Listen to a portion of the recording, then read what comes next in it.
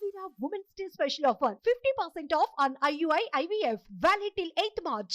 వారికి గుర్తు చేయడానికి ప్రజల్ని కూడా అప్రమత్తం చేయడానికి ఈరోజు మా పార్టీ తరపున ఈ పత్రికా సమావేశానికి మిమ్మల్ని ఆహ్వానించడం జరిగింది.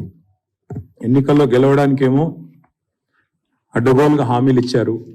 ఎన్నికల్లో గెలవడానికి, అధికారంలోకి రావడానికి నోటికొచ్చిన హామీలు ఇవ్వడం, దాదాపుగా మొత్తం కలిపినట్టయితే 420 హామీలు ఇచ్చి తర్వాత 6 గ్యారంటీలని మరి నమ్మబలికి 100 రోజుల్లో 6 గ్యారంటీలు, మిగతా 414 5 సంవత్సరాల కాలంలో చేస్తామని చెప్పి నమ్మబలికి, ఆనాడు టిఆర్ఎస్ పార్టీ అధికారంలో ఉన్నప్పుడు మరి ఏదైనా కార్యక్రమం తెస్తే దాని మీద నోటికొచ్చినట్టు మాట్లాడి ప్రజల్ని ఆ రోజు గందరగోళం చేసి మళ్ళీ ఈరోజు అవే పథకాలని, అవే కార్యక్రమాలను కొనసాగించే ప్రయత్నం కాంగ్రెస్ పార్టీ చేస్తూ ఉన్నది.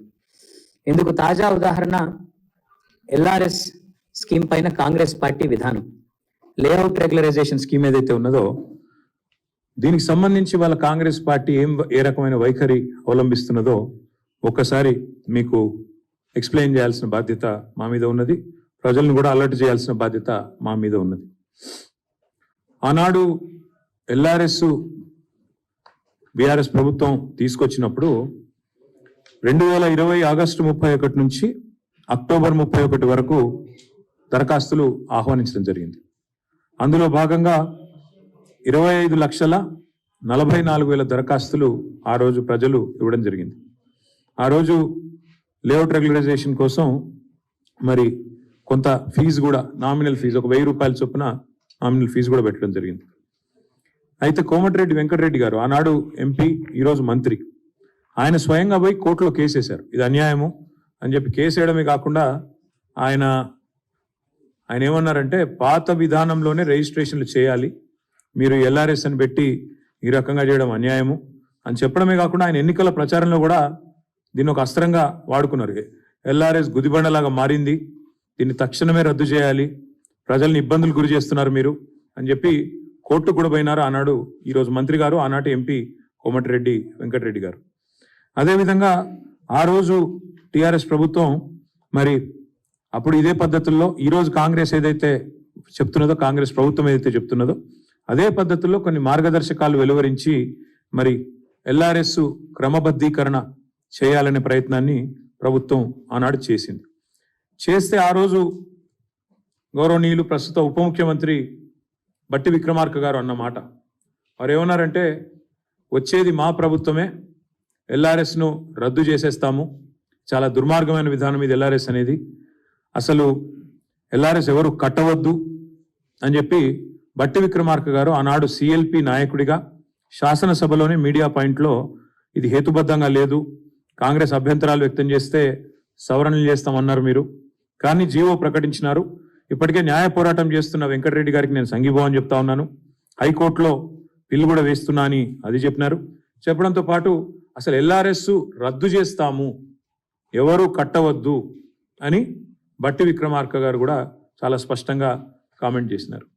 సరే, ఇక కాంగ్రెస్ పార్టీలో తలా ఒక నాయకుడు తలా ఒక మాట మాట్లాడతారు కాబట్టి ఉత్తమ్ కుమార్ రెడ్డి గారు ఆనాడు మాజీ పిసిసి ప్రెసిడెంట్, ప్రస్తుత మంత్రి గారు, ఆయన అన్న మాట ఏమంటే నో ఎల్ఆర్ఎస్ నో టిఆర్ఎస్, అసలు టిఆర్ఎస్ అనే పార్టీ ఉండకూడదు, ఎల్ఆర్ఎస్ అనేది కూడా మనం చేయకూడదు అని మాట్లాడుతూ ఉత్తమ్ కుమార్ రెడ్డి గారు ఏమన్నారంటే, ఆ రోజు మీకు వాళ్ళ వీడియో బయటలు కూడా చూపెడతాను మీకు నేను, ఆ రోజు అన్న మాట ఏంటంటే ఉత్తమ్ కుమార్ రెడ్డి గారు చాలా స్పష్టంగా టిఆర్ఎస్ను బహిష్కరించాలి, తెలంగాణకి వెళ్ళి ప్రజలెవరు ఎల్ఆర్ఎస్ కట్టొద్దు, కాంగ్రెస్ అధికారంలోకి వచ్చాక ఉచితంగా భూములను క్రమబద్ధీకరిస్తాం, ఉచితంగానే ఎల్ఆర్ఎస్కు ఏ ఫీజు లేకుండా చేస్తాము అని స్వయంగా ఉత్తమ్ కుమార్ రెడ్డి గారు అన్నమాట. ఒకసారి మీరు దయచేసి వారు ఏం మాట్లాడారో ఒకసారి నేను మీకు చూపెట్టే ప్రయత్నం చేస్తాను. ఇది ఎవరిది?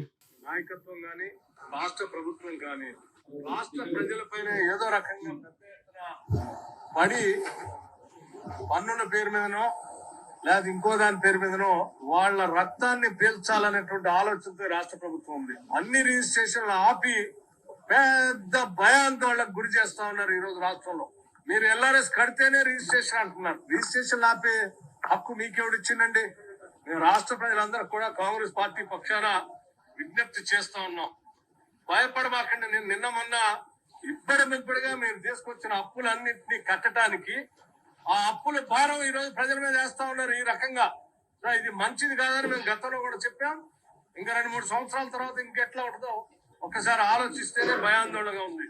ఈ భారాన్ని భరించలేక ఒక అర్థం చేసుకొని ఒక కంక్లూజన్కి వచ్చారు. ఎన్నికలు ఎప్పుడు వస్తాయా, దీన్ని ఎప్పుడు ఓడిద్దామని.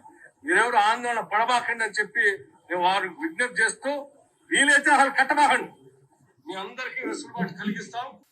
వాళ్ళకి వీలైతే కట్టబాకండి, మీకు అందరికీ వెసులుబాటు కలిగిస్తాం. ప్రజల రక్తమాంసాలు పీలుస్తున్నారు. ఆనాడు ప్రతిపక్షంలో ఉన్నప్పుడేమో ఎల్ఆర్ఎస్ కు ఫీజు కట్టండి అంటే రక్తమాంసాలు పీల్చేస్తున్నారు అని. మరి వాళ్ళ బట్టి విక్రమార్క గారు సమాధానం చెప్పాలా? మరి మీరు కూడా ఇప్పుడు రక్తమాంసాలు పీలుస్తున్నారా, లేక ఫీజులు కట్టమని ఏదైతే సేమ్ మేము ఏదైతే ఫీజు చెప్పామో అదే పెట్టి మీరు మార్చి 31 లోపల కట్టాలని చెప్పి మెడ మీద కత్తి పెట్టి ఈ రాష్ట్రంలోని మధ్యతరగతి ప్రజల రక్తమాంసాలను తాగుతున్నారా చెప్పాలి.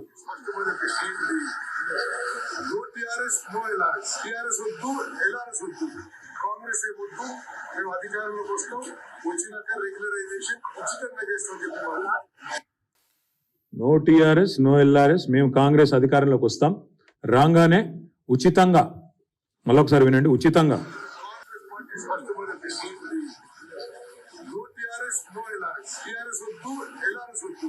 కాంగ్రెస్ వద్దు, మేము అధికారంలోకి వస్తాం, వచ్చినాక రెగ్యులరైజేషన్ ఉచితంగా చేస్తాం చెప్పేవాళ్ళు. మేము అధికారంలోకి వస్తాం, రాగానే ఉచితంగా చేస్తాం. ఇది ఆనాడు ఉత్తమ్ కుమార్ రెడ్డి గారు, ఇది సీతక్క గారు. ఎల్ఆర్ఎస్ పేరుతోటి కొత్త మళ్ళా అంటే దోచుకోవడానికి, దాచుకోవడానికి, ప్రజల దగ్గర చిల్లికి అవ్వలేకుండా చేయడానికి ఇదొక నాటకం. ఈరోజు వీళ్ళు ముగ్గురు మంత్రులు, ఒకరు ఉప ముఖ్యమంత్రి, ఇద్దరు మంత్రులు, ముగ్గురు మంత్రులు సీతక్క గారు, ఉత్తమ్ కుమార్ రెడ్డి గారు, కోమటిరెడ్డి వెంకటరెడ్డి గారు. కోర్టుకు పోయిన కోమటిరెడ్డి వెంకటరెడ్డి గారు మంత్రి, ఎల్ఆర్ఎస్ వద్దు అని, ఎల్ఆర్ఎస్ ఉచితంగా చేస్తామని చెప్పిన ఉత్తమ్ కుమార్ రెడ్డి గారు మంత్రి, ప్రజల దగ్గర చిల్లిగవ్వ లేకుండా దోచుకోవడానికే రుసుము పెట్టినారు అన్న సీతక్క గారు మంత్రి, ఎల్ఆర్ఎస్ అనేది అసలు కట్టవద్దు, ఇది కరెక్ట్ కాదు అని చెప్పిన మన బట్టి విక్రమార్క గారు ఉప ముఖ్యమంత్రి. నేను ఇవాళ ఈ ముగ్గురు మంత్రుల్ని, ఉప ముఖ్యమంత్రి గారిని, కాంగ్రెస్ పార్టీ ప్రభుత్వాన్ని ఇవాళ నేను సూటిగా అడుగుతా ఉన్నా. ప్రజల నుంచి 20,000 కోట్ల రూపాయలు తోలు వలిచి వసూలు చేయడానికి మీరు వేసిన ఎత్తుగడ ఇది కాదా? మీరు చెప్పిన మాటల్లో విశ్వసనీయత ఉంటే, మీరు ఆనాడు ప్రతిపక్ష పార్టీగా మీరు చెప్పిన మాటల మీద మీకే విశ్వాసం ఉంటే, ఇవాళ మరి ఈ రకమైన ఎల్ఆర్ఎస్ కార్యక్రమానికి మీరు ఎందుకు తెరదీశారు? మార్చి 31 లోపల ఖచ్చితంగా కట్టి తీరాలి అని మీరు ఏదైతే చెప్తున్నారో ఇది మరి ఎంతవరకు సమంజసం మీరే చెప్పాలా. ఎందుకంటే ప్రభుత్వంలో లేనప్పుడు, ప్రతిపక్షంలో ఉన్నప్పుడేమో ఫ్రీగా చేస్తామని చెప్పి ఊకదంపుడు ఉపన్యాసాలు ఇచ్చారు, ప్రజలకు అబద్ధాలు చెప్పి అధికారంలోకి వచ్చారు. ఎల్ఆర్ఎస్ మీద న్యాయ పోరాటం ఏమైంది? వెంకటరెడ్డి గారిది పిల్లి ఏమైంది చెప్పాలి. అందుకే మేము అనేది, బట్టి గారు చెప్పిన మాటలు వట్టి మాటలను తేలిపోయింది. అసలు ఎల్ఆర్ఎస్ కట్టవద్దని చెప్పింది ఉత్తదని తేలిపోయింది. ఉత్తమ్ కుమార్ రెడ్డి గారు ఫ్రీగా చేస్తాం ఎల్ఆర్ఎస్ అన్నారు, మరి ఆయన క్యాబినెట్లో ఉన్నారు. ఇవాళ ఆయన క్యాబినెట్, ఆయన ఏ మంత్రివర్గంలో అవుతున్నారో ఆ క్యాబినెటే ఎల్ఆర్ఎస్ కట్టాలని చెప్తా ఉంది. అదేవిధంగా సీతక్క గారు చిల్లిగవ్వలేదు ప్రజల దగ్గర అన్నారు, మరి వారు కూడా ఈరోజు సమాధానం చెప్పాలి.